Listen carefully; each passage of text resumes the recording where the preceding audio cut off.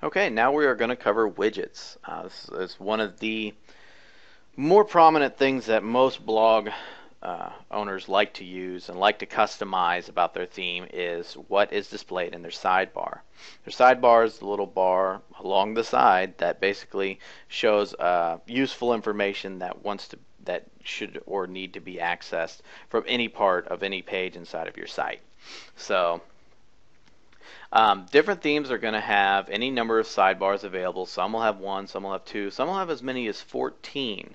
So you're going to have a wide variety available depending upon the theme that you select. And we're going to go through each of these things one at a time. So the archives. The archives are basically exactly what they say they are. Archives will basically give you a list of month and year of all your old posts. So however many posts you have across however many months is going to show up in an archive list. You are going to be able to show the post counts, how many posts are within each month and year, and that will basically keep growing as your blog grows. One thing about the archives, though, is that as you maybe accumulate up to 4 years worth of blog posts, that list is going to get pretty long. So WordPress gave you the option to display it as a drop-down. So now instead of taking up 48 lines in your sidebar, which is pretty valuable real estate, you instead can display one line, which is a drop-down. They can select it and it'll automatically go to that archive post. You simply give it a title and you're all set to go. Alright, the next is the calendar. If people want to go over maybe a posting that you did maybe earlier in the month but not necessarily old enough to go through the archives, which is over a month old, you usually want to be able to access that through the calendar. Every day that you post is going to show up as a link on your calendar, and WordPress will update that automatically for you for quick and easy access. It's a very handy feature in your sidebar. Your categories. Your categories will basically show all of the categories that you have, and it'll also, just like your archives, either be able to show it as a drop-down if you have a large list of categories, and show how many posts that you have within each of your categories. And also another very handy feature is the hierarchy. Sometimes you want to be able to show all the subcategories within the categories, and sometimes you don't. So to be able to do that, you can just click the show hierarchy and it'll show all your subcategories for you. So that's a very handy thing to have to keep your blog structured and organized as your categories. Your links. Your links is basically, like I said, your blog roll. You can show every single link here, and you have your different options available, such as the description if you decided to put one in there, and also an image, which is an advanced feature if you wanted to have an image next to each link. But the handy part about this was that if you want to, you can only show a certain category of links in this individual link section. So let's say if you want to have your links to your blog roll, but then you created another category, you can put in, you can save this, minimize that, and you can create another link section that shows a different category in there as well.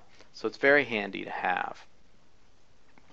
Your metadata. Your metadata is just a fancy way of saying your login, log out, and all that other, your feed link, and your admin link, and the WordPress links, and all those little supplemental stuff that kind of didn't have a place but needed to be shown. So this will give you all those little links that you need to have on your site, especially if you have registered users that log in and interact with your site on a logged in basis versus a guest basis. So the metadata is very important to have if you have that kind of stuff. Pages. Very important thing about this pages section is not only obviously does it show your pages, but there's an extra feature in there that you want to have. Obviously you can sort by page different items such as your page order, your page ID, or just the title as normal. But there's a little exclude section. Let's say if you had a thank you page or a password protected page that you didn't want the whole world to know about, you can exclude it by an ID. So let's say if you had page ID 3 and page ID 10, you can put that in there and it will not show up in that pages section. That's a very, very useful tool to have inside of this widget, is the exclude. You find pages by going to the pages section, which we'll do right now. And if you hover over it at the bottom of your browser, depending on what the browser is, it'll show exactly what your ID is. You can't see it right now for security reasons under this video, but if you highlight it, you'll see the link, and at the very, very end of that link is an actual number, and that number is your page ID. So you simply go back to your widgets, and you just simply enter that page that you want to exclude, and it won't show up. It's a very useful tool. Recent comments and recent posts are pretty much the same thing. They're pretty self-explanatory. You can add anywhere between 1 and 15 comments for people to show, and that really helps your visitors engage in your conversation and see what the latest stuff is on your site.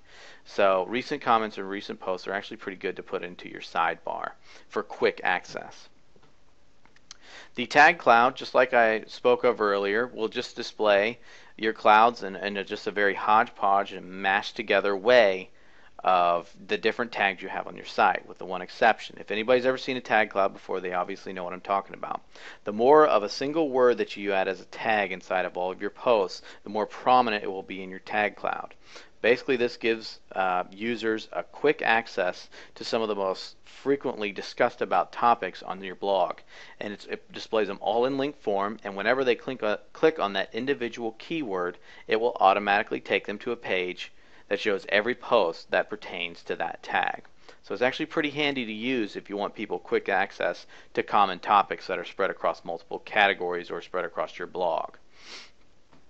The search feature usually is displayed at the top of a sidebar, and the good thing about the search feature is if you do not display a title, it will not show one. So it'll only display the search box and the search button.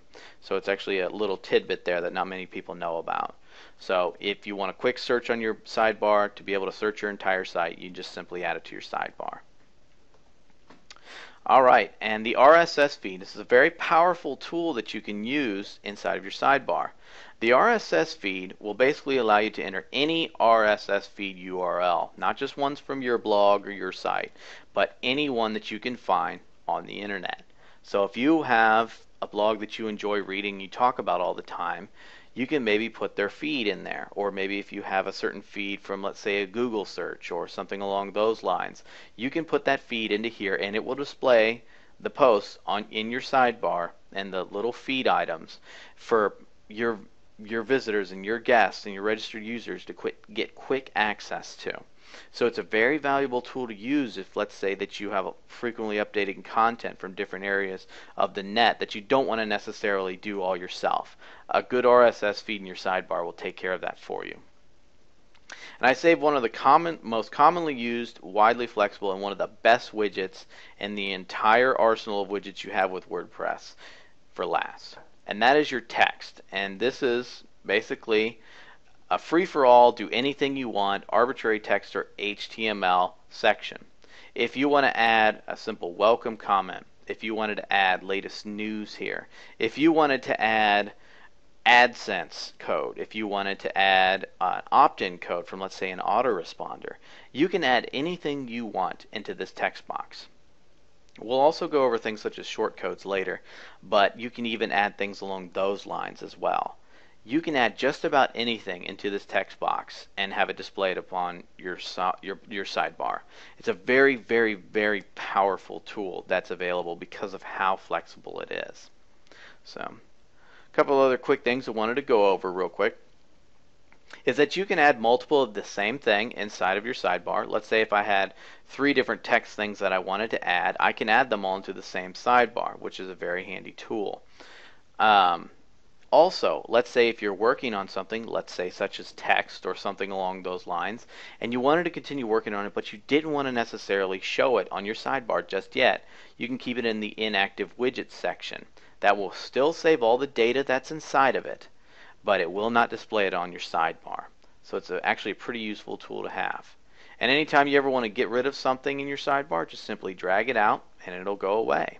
Same thing with the inactive widgets. You say, I don't actually want to add this to my sidebar, I want to get rid of it, just drag it out and it'll auto update for you.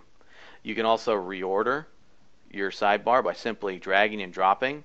There's no need to save, it saves everything automatically for you. So it's a very handy and very, very robust tool to use. And that pretty much does it for widgets. One other thing is that a lot of plugins will add widgets automatically to this section. So anytime you ever install a plugin, which we'll go over later, you'll want to come back and check this section to see if there's any useful widgets that have been added as a result of that plugin that you may want to display on your sidebar. Well, that pretty much does it for widgets. We'll see you in the next video.